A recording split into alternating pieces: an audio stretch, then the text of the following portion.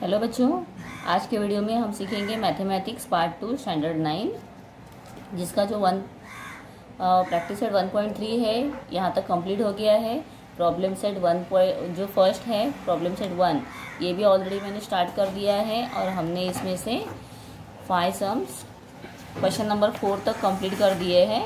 और आज के वीडियो में हम स्टार्ट करेंगे क्वेश्चन नंबर 5 से। तो बहुत ही आसान है, ये ऑलरेडी जो हमने प्रीवियस प्रैक्टिस सेट में सीखा हुआ है उसी के ऊपर बेस है, ये प्रॉब्लम सेट में दिया हुआ है। तो चलिए हम स्टार्ट करेंगे अब।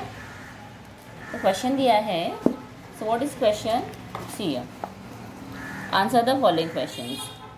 इफ ए बी सी, अगर ए बी सी एक लाइन है and distance A C is equal to 17, तो डिस्टेंस ए सी जो है that is 17, distance B C is equal to 6.5, then distance A B is equal to what. तो हमें वो find करना है। बहुत ही सिंपल है। आप लोगों ने अगर प्रीवियस वीडियोस देखे हैं तो उसमें मैंने क्लियरली ये कैसे सॉल्व करना है दिखाया हुआ है। बहुत सारे सम्स ऑलरेडी हमने किए हुए हैं। तो चलिए अभी हम स्टार्ट करेंगे। तो जैसे मैंने आपको बताया था, हमें पहले एक लाइन निकाल देनी है यहाँ पर ए बी सी, इसके 3 पॉइंट्स है ए बी सी। क्या दिया हुआ है इंफॉर्मेशन, डिस्टेंस ए सी कितना है, ए सी जो है वो है 17, तो 17 लिख देते हैं। डिस्टेंस बी सी कितना है, that is 6.5। So what we have to find, we have to find A B. तो ए बी को फाइंड करना है। तो जब ये सम हम सॉल्व करते हैं तो हम क्या देखते हैं कि जो डिस्टेंस हमें लार्जर डिस्टेंस दिया है, जो लॉन्ग डिस्टेंस दिया है, उसे हम सबसे पहला देखते हैं। तो उसके अकॉर्डिंग हम इसे कंटिन्यू करेंगे। तो मैं पहले लिख देती हूँ यहाँ पर, देखो distance A C is equal to distance A B plus distance B C. तो ये हमें लिखना है, distance A C is equal to distance A B plus distance B C. ये लिख देने के बाद क्या करना है, अभी जो जो हमें इंफॉर्मेशन दिया है यहाँ पर उसके अकॉर्डिंग हम लिखेंगे। आप लोग गिवन में भी पहले ये लिख सकते हो, फिर उसके बाद ये सॉल्यूशन में लिखो। आप जब सॉल्व करोगे तो कैसे करना है, ये आप लोगों ने ड्रॉ कर दिया। उसके बाद क्या करना है, जो गिवन दिया है वो लिखो। अभी मैंने गिवन यहाँ पे ऑलरेडी लिखा हुआ है, तो आप लोग ऐसे भी लिख सकते हो, ए बी सी। जैसे स्कूल में आप लोगों को अलग अलग तरीके देते हैं तो आप उसको भी फॉलो कर सकते हो। तो ऐसे करने के बाद, लेकिन मेन मेथड हमारा क्या है, this is our main method. ये जो फॉर्मूला है ये हमारा मेन है। तब यहाँ पर देखो डिस्टेंस ए सी दिया है that is 17 is equal to A B जो है फाइंड करना है, प्लस डिस्टेंस बी सी दिया है 6.5। तो अभी हम क्या करते हैं, simply we have to change this one. तो 17 माइनस ये प्लस 6.5 का हम माइनस 6.5 करेंगे यहाँ पर डिस्टेंस ए बी। ठीक है, इसमें बीच में कॉमा लेना है। तो अभी डिस्टेंस जब भी लिखते हैं बीच में हम कॉमा लेते हैं। तो अभी यहाँ पर देखो 17 जो है उसमें से माइनस 6.5 करना है। तो अगर 17 में से माइनस 6.5 करोगे तो you will get here 10.5, that is what distance A B. तो डिस्टेंस ए बी कितना है, 10.5।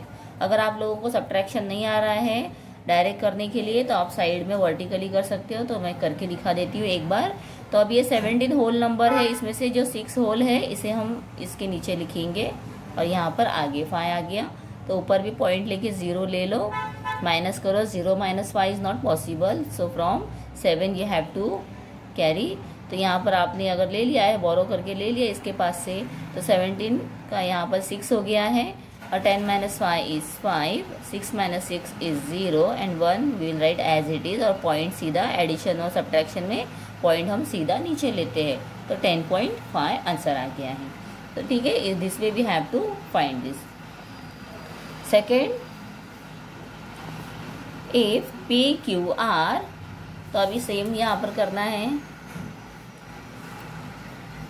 पी क्यू आर क्या दिया है, P Q is equal to 3.4, P Q 3.4, then Q R is 5.7, so P R we have to find. तो हमें ये पूरा यहाँ से यहाँ तक डिस्टेंस फाइंड करना है। ठीक है, तो ये गिवन में आप लोग लिखो, उसके बाद हम सॉल्यूशन करेंगे। अभी फिर से जो बिगर है उसे हम पहले लिखेंगे। So distance P R is equal to distance P Q plus distance Q R. So now here we have to fill the given information plus 5.7 दोनों का एडिशन करोगे तो you will get your 9.1। तो 9.1 क्या है? This is our distance PR। So PR is what? 9.1।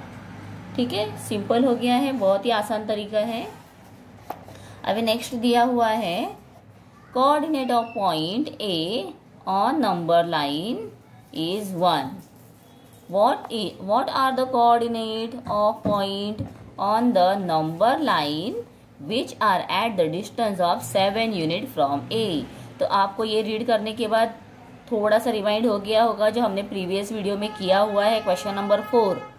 तो question number 4 और question number 6 जो है सेम है, कोई भी डिफरेंस नहीं है इसमें। सिर्फ यहाँ पर ये नेगेटिव दिया था 7, यहाँ पर 1 एक पॉजिटिव नंबर दिया हुआ है। This is only difference we have. यहाँ पर हमें डिस्टेंस 8 दिया था यूनिट, 8 यूनिट, और डिस्टेंस यहाँ पे 7 यूनिट दिया हुआ है। तो सेम वे में जिस तरह से हमने ये सम किया हुआ था, आप लोग देख सकते हो, जिस तरह से मैंने यहाँ पर ये सम नंबर लाइन निकाल के बताया था आप लोगों को, सेम वे में हमें आगे का सम भी करना है। तो यहाँ पर मैंने नंबर लाइन अब निकाल ली है। तो ये जो हमें पॉइंट ए दिया था दैट इज 1, उसका वैल्यू दिया है कोऑर्डिनेट पॉइंट ए इज 1, और हमें 7 यूनिट के डिस्टेंस के ऊपर यहाँ पर एक बी पॉइंट लिया है, एक सी लिया है, बिकॉज हमें लेफ्ट और राइट कौन सा है ये पूछा नहीं है, डायरेक्टली हमें दिया हुआ है। तो हम लोग दोनों फाइंड करेंगे, राइट हैंड साइड का भी करेंगे और लेफ्ट हैंड साइड का भी डिस्टेंस ऑफ 7 यूनिट हम फाइंड करेंगे। तो इसके लिए मैंने राइट हैंड साइड में सी ले लिया है और लेफ्ट हैंड साइड में बी लिया है। तो बी का कोऑर्डिनेट होगा एक्स और सी का कोऑर्डिनेट होगा वाई। ठीक है, इसके अकॉर्डिंग हम अभी ये सम करते हैं। So let B having coordinate X, B को हमने एक्स लिया है तो हम यहाँ पर लिखते हैं उसे, let B having coordinate x.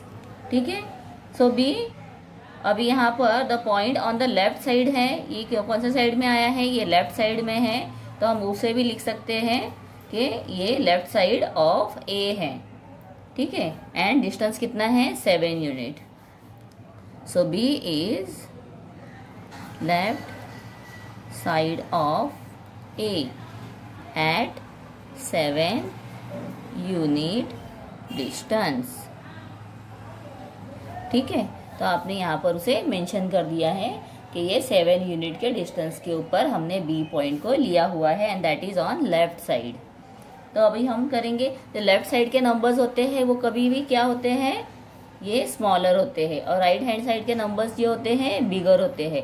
तो आप अभी समझ जाओगे कि अगर यहाँ पर 1 है तो इसके आगे के जो नंबर है ये क्या होंगे? सब ये स्मॉलर होंगे, इसीलिए 1 ग्रेटर है x से, therefore 1 is greater than x। ये हमें पता चल गया है। So distance A B is equal to what? 7। ये तो हमें ऑलरेडी दिया है ना, डिस्टेंस 7 है, तो डिस्टेंस हमें मालूम है दैट इज 7। देयरफॉर अभी हम करेंगे यहाँ पर 7 is equal to 1 minus X. Distance find करने के लिए हम करते हैं ना, वैसे ही करना है माइनस।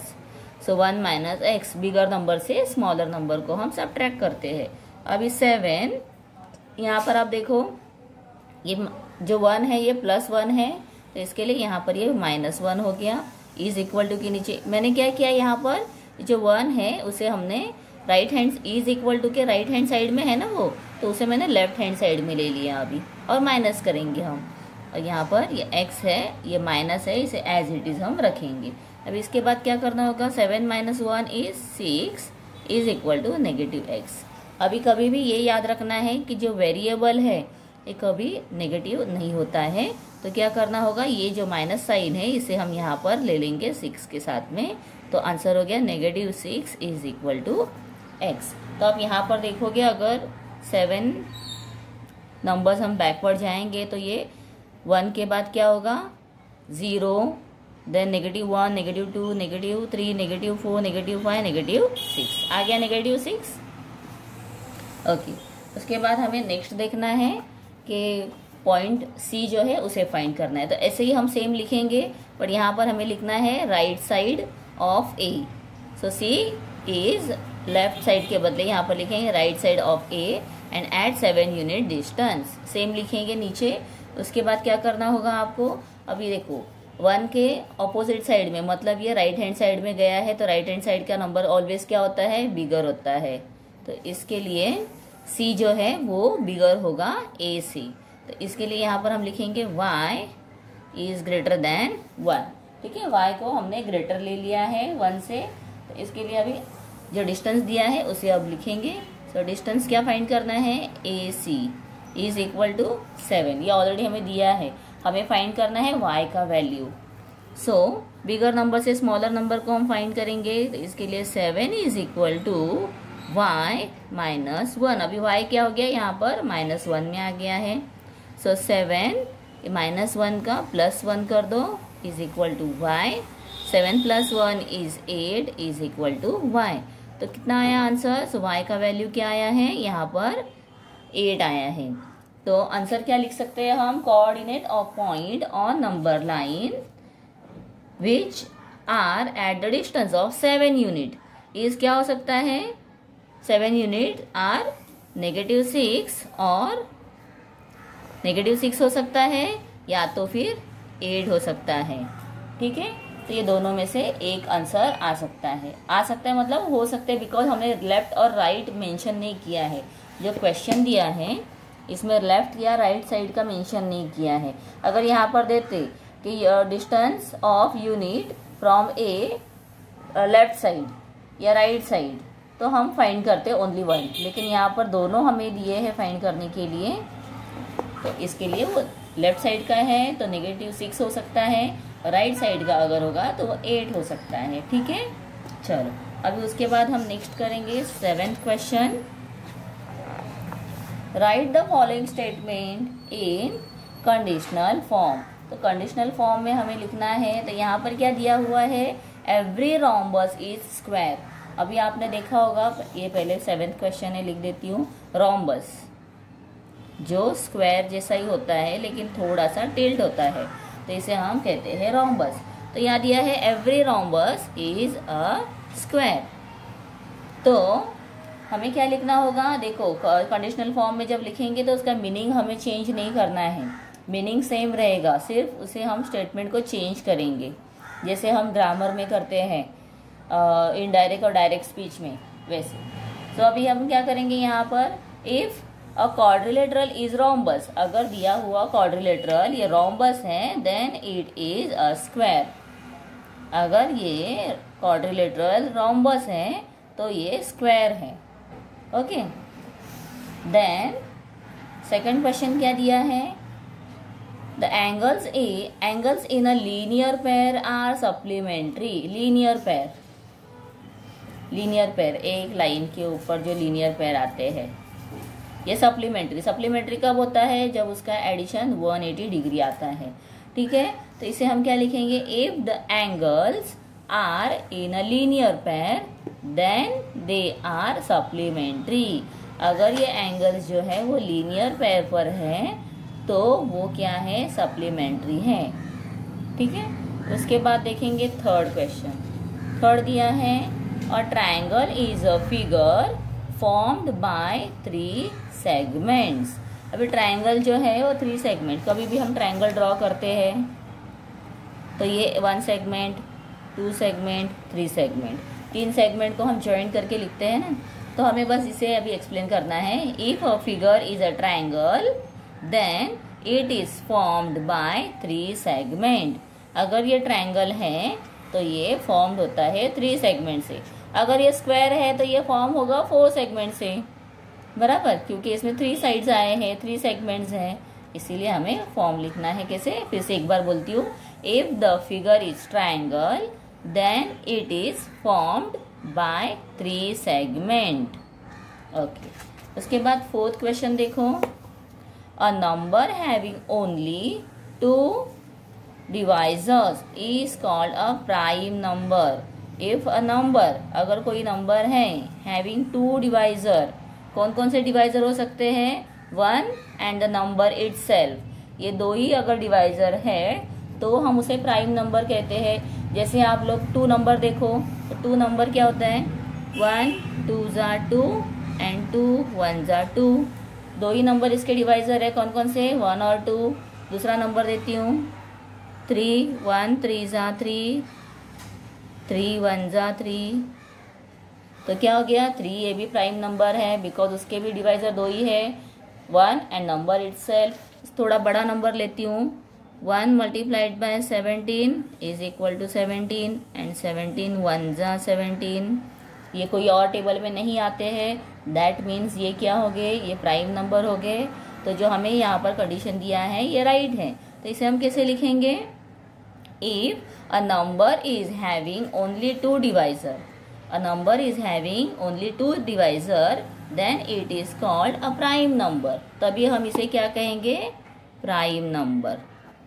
ठीक है, बहुत ही सिंपल है, सिर्फ हमें जो कंडीशनल फॉर्म में लिखना है, स्टेटमेंट का मीनिंग चेंज नहीं होना चाहिए। ओके, उसके आगे है क्वेश्चन नंबर 8। क्वेश्चन नंबर 8 में दिया है right the converse of each of the following statement. Converse भी हमने देखा हुआ है प्रैक्टिस सेट 1.3 में, तो वैसे ही यहाँ पर करेंगे। If the sum of measures of angles in the figure is 180 degree, कितना डिग्री दिया है? 180 डिग्री,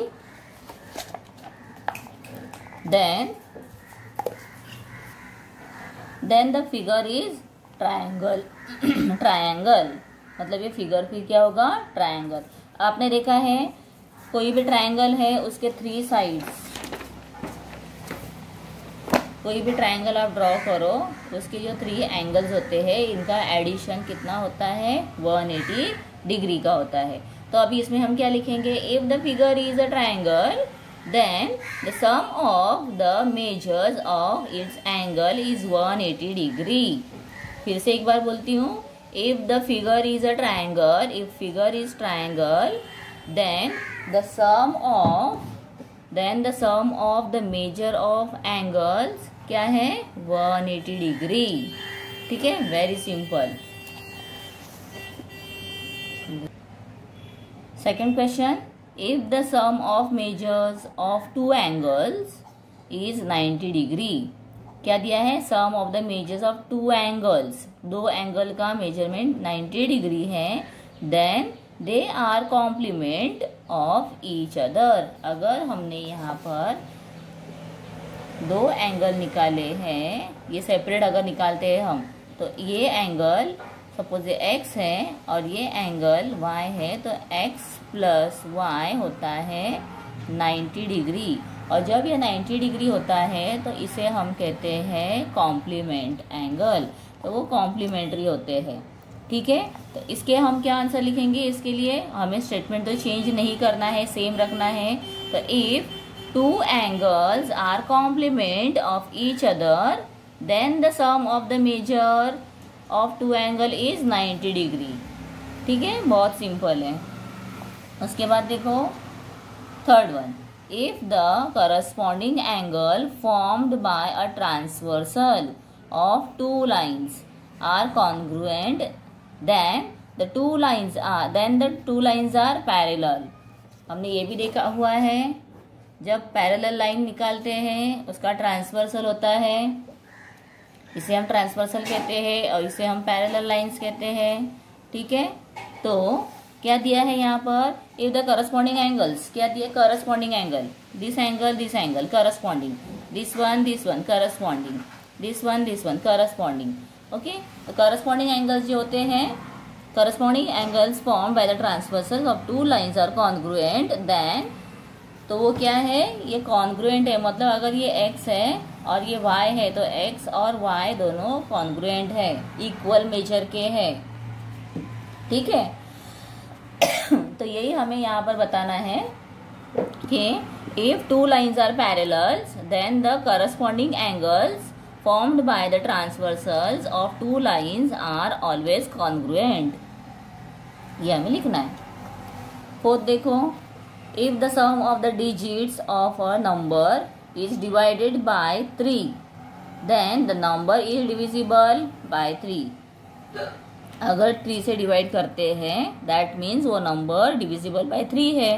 यस, अगर 9 लो, 3 3 ज़ा 9, या 12 लो, 3 4 ज़ा 12, अगर 3 से डिवाइड हो रहा है तो वो नंबर जो है 12 इज डिविजिबल बाय 3.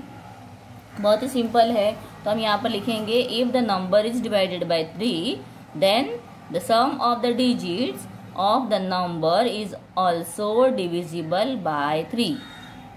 तो वो भी डिविजिबल बाय 3 हो सकता है. ओके, तो हम उसे अभी लिखेंगे कैसे कि if the number is divisible by 3 then the sum of the digits of number is also divisible by 3. Sum मतलब क्या? सम मतलब एडिशन. ठीक है, देखो मैं डिटेल में एक्सप्लेन कर रही हूँ आप लोगों को. सम मतलब एडिशन. अगर 51 नंबर दिया है तो 5 + 1 ये 6 होता है, तो 6 डिविजिबल बाय 3 है. 6 डिवाइडेड बाय अगर आप 3 करते हो तो 6 3 2 ज़ा 6 आता है आंसर. तो ये डिविजिबल हो रहा है, मतलब 51 भी 3 से डिविजिबल होगा, मतलब 51 ये 3 के टेबल से डिवाइड होगा. इसे हम कहते हैं डिविजिबल बाय. ठीक है, नेक्स्ट क्वेश्चन देखो 9th. राइट द एंटीसेडेंट मतलब फर्स्ट पार्ट जो गिवन पार्ट होता है एंड द कॉन्सिक्वेंट. कॉन्सिक्वेंट मतलब जो प्रूव करने के लिए हम देते हैं. ये सब मैंने डिटेल में एक्सप्लेन किया हुआ है प्रीवियस वीडियोस में. In the following statements, if all sides of the triangles are congruent then its all angles are congruent. तो इसे हम इफ और देन जो दिया है, अब इसे हम निकाल के मतलब जो गिवन पार्ट है वो और क्या प्रूव होता है ये हम लिखेंगे. तो कैसे लिखना है? एंटीसेडेंट में लिखेंगे all sides of the triangles are congruent, ये दिया है हमें. और फिर कॉन्सिक्वेंस क्या है, उसका इफेक्ट क्या हो रहा है. कॉन्सिक्वेंस मतलब उसका जो परिणाम हुआ उससे क्या हो रहा है, हमें वो जो ट्रायंगल है वो कॉन्ग्रुएंट मिल रहा है. So its all angles are congruent.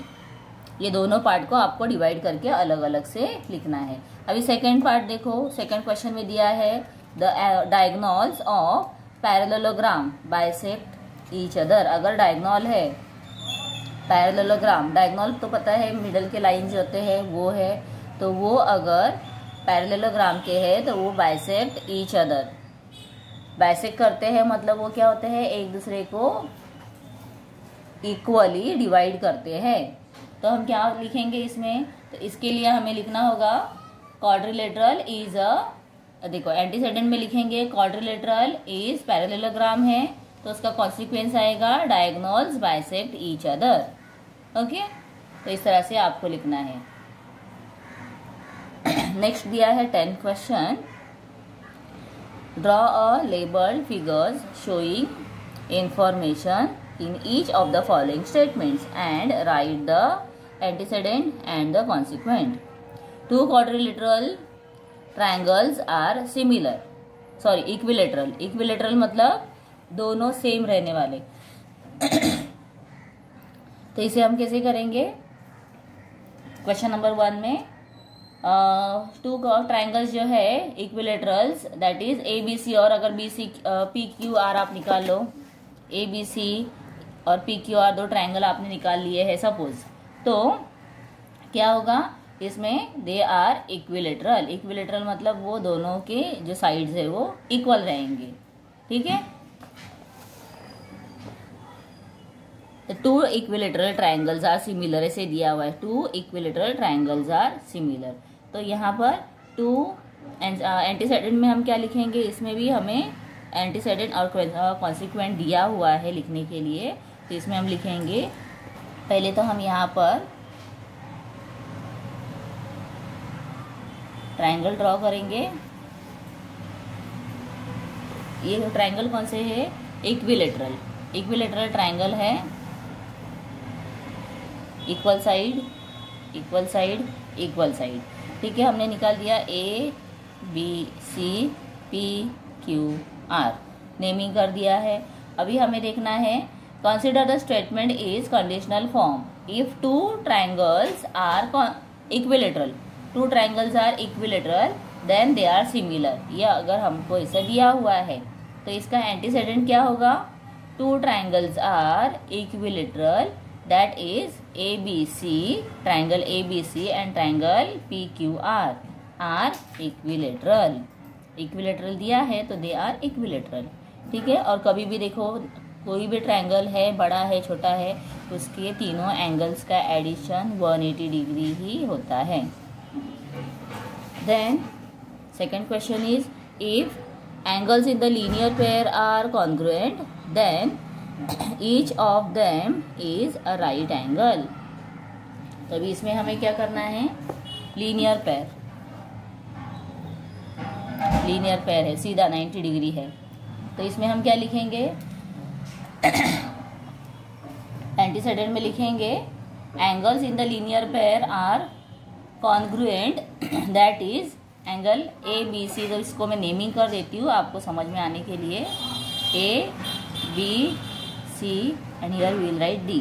तो यहाँ पर आप देखो angle ABC and angle CBD, ये दोनों क्या है? कॉन्ग्रुएंट है। तो अच्छे से इसे लिखना है एंगल या एंगल, यहाँ पर नीचे लिख देती हूँ, angle ABC congruent angle CBD। तो B यहाँ पर ये दोनों का इक्वल आया हुआ है।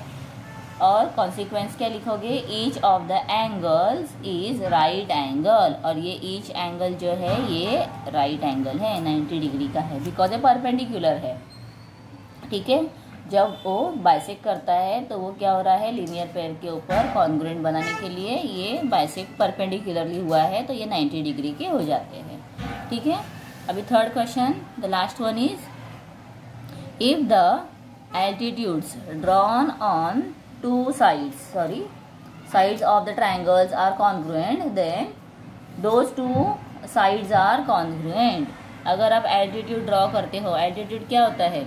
जब हम कोई भी ट्राइंगल ड्रॉ करते हैं, वो ट्राइंगल से हम मिडल पार्ट से एक सामने लाइन ड्रॉ करते हैं ऐसे परफेक्टली, तो वो क्या बनता है? उसका एल्टीट्यूड। ठीक है, तो ये जब हम एल्टीट्यूड ड्रॉ करते हैं तो यहाँ दिया हुआ है if the altitude drawn on two sides of a triangle, two sides के ऊपर ड्रॉ किया है, are congruent then those two sides are congruent, दोनों साइड्स भी कॉन्ग्रुएंट होंगे। यस होगा, ऐसे ही होगा।